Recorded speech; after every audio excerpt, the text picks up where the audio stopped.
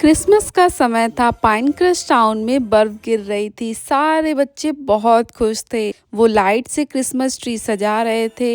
रंग बिरंगी लाइटें, चमकते बॉल्स और ऊपर एक चमकदार तारा लगा रहे थे। बच्चे गा रहे थे और क्रिसमस की तैयारी कर रहे थे। घरों में कुकीज़ की खुशबू आ रही थी। सब सोच रहे थे सेंटा क्लॉज कब आएंगे। सांता कब आएंगे? वहीं दूसरी ओर नॉर्थ पोल में बर्फीली ठंडी हवाएं चल रही थी और सेंटा छोटे छोटे एल्व्स के साथ मिलकर दुनिया के बच्चों को गिफ्ट देने के लिए अपनी लाल स्लेज गाड़ी को तैयार कर रहे थे। एल्व्स जल्दी जल्दी सारे गिफ्ट्स गाड़ी में रख रहे थे और सेंटा हंसकर बोलते हैं, मेरी क्रिसमस। एल्फ जल्दी करो, आज रात हमें निकलना है। ट्विंकल को गाड़ी में लगाओ। आज मैं सबसे ज्यादा चमकूंगा और सेंटा को रास्ता दिखाऊंगा। सेंटा के विलेज में खुशी का माहौल था। एल्व्स बहुत ज्यादा बिजी थे। वो सबसे पहले ट्विंकल को स्लेज गाड़ी में लगा देते हैं। फिर एल्व्स गाड़ी की सारी सेटिंग्स चेक करते हैं, घंटियां सही से बज रही हैं या नहीं, जादुई स्पीड अच्छे से काम कर रही है या नहीं। सेंटा स्लेज गाड़ी में बैठकर निकल पड़ते हैं दुनिया के बच्चों को गिफ्ट्स देने के लिए। सेंटा हर घर पर रुककर चिमनी से उतरकर बच्चों को गिफ्ट्स दे रहे थे। ट्विंकल आगे चमककर सही से रास्ता दिखा रहा था। सब कुछ बहुत अच्छे से चल रहा था, लेकिन अचानक से एक जोरदार हवा का झोंका आता है। बर्फीली आंधी शुरू हो जाती है। हवा इतनी तेज होती है कि सब कुछ हिलने लगता है। हवा से ट्विंकल भी हिलने लगता है और वो स्लेज गाड़ी से गिर जाता है। ट्विंकल घूमता घूमता आसमान से गिरने लगता है और सीधा पाइनक्रस्ट टाउन की बर्फीली सड़क पर जा गिरता है। पाइनक्रस्ट टाउन में बर्फ गिर रही थी। घरों में रंग बिरंगी लाइटें चमक रही थीं और ट्विंकल बर्फ पर पड़ा था और उसकी चमक धीमे धीमे कम होती जा रही थी। ट्विंकल के गिर जाने से सेंटा को रास्ता समझ ही नहीं आ रहा था। सेंटा की स्लेज चारों तरफ घूम रही थी। सेंटा बहुत ज्यादा टेंशन में आ जाते हैं। आगे का रास्ता दिखाई नहीं दे रहा है। हम भटक गए हैं। अब बच्चों को गिफ्ट कैसे पहुंचाएंगे? रेनडियर भी बहुत घबराए हुए थे। स्लेज बादलों में इधर उधर घूम रही थी। सेंटा भी बहुत परेशान थे और ट्विंकल भी बहुत परेशान था। सेंटा को मेरे बिना रास्ता कौन दिखाएगा? मेरे बिना तो वो भटक जाएंगे और बच्चों का क्रिसमस खराब हो जाएगा। तीन दोस्त डॉली, नॉडी और पोको पार्क में खेलते खेलते थक चुके थे और शाम भी हो चुकी थी, तो वे वापस अपने घर की ओर जा रहे थे। तभी उन्हें झाड़ियों के पास कुछ चमकता हुआ दिखाई देता है और पोको बोलता है, अरे वो क्या है? तीनों दोस्त उसके पास जाते हैं और देखते हैं वहां पर एक छोटी सी चमकदार चीज चमक रही है और टिमटिमा भी रही है। नॉडी ने उससे पूछा, तुम कौन हो?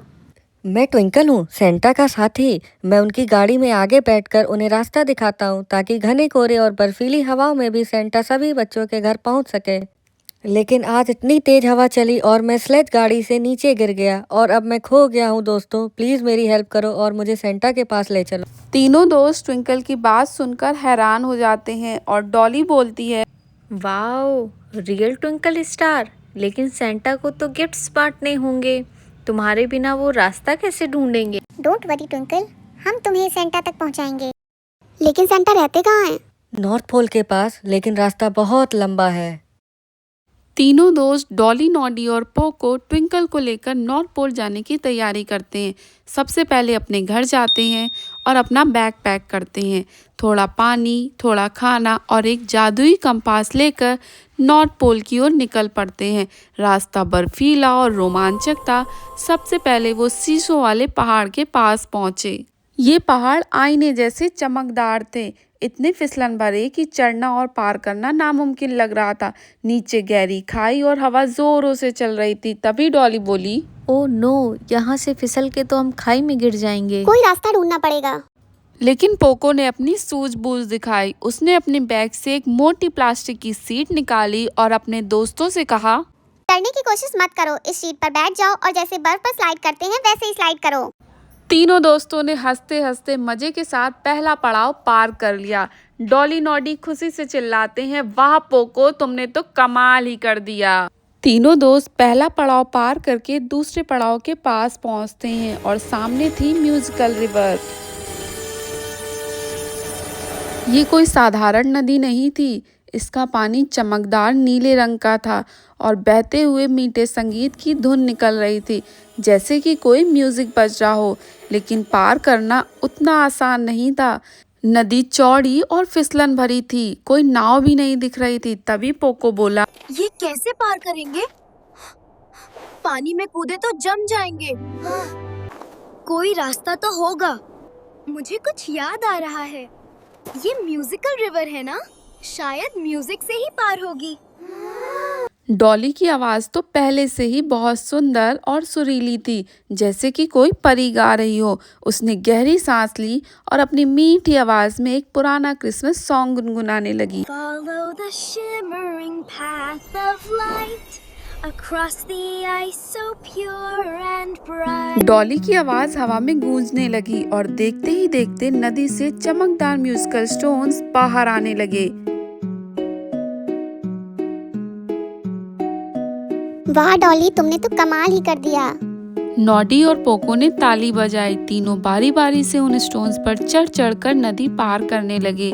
पहले पोको, फिर नॉडी और आखिर में डॉली। हर कदम पर मीठा संगीत बज रहा था, जैसे कि पूरी नदी ही उनके साथ गा रही हो। हंसते खेलते बिना गीले हुए वो दूसरी तरफ पहुंच गए। ढेर सारी बाधाएं पार करने के बाद तीनों दोस्त अब अपने आखिरी पड़ाव पर पहुंचते हैं और एक टीले पर जाकर आराम से बैठ जाते हैं। तब ट्विंकल उन्हें मिरर के बारे में बताते हैं। अब बस मैजिकल मिरर ढूंढना है। वो कोई साधारण मिरर नहीं है, बल्कि एक पोर्टल है जिससे हम सीधे सेंटा के विलेज पहुंच जाएंगे। सामने एक बर्फ का ढेर था। नॉडी ने अपनी पूरी ताकत से बर्फ के ढेर को हटाया और अचानक से चमकदार मिरर सामने आ गया।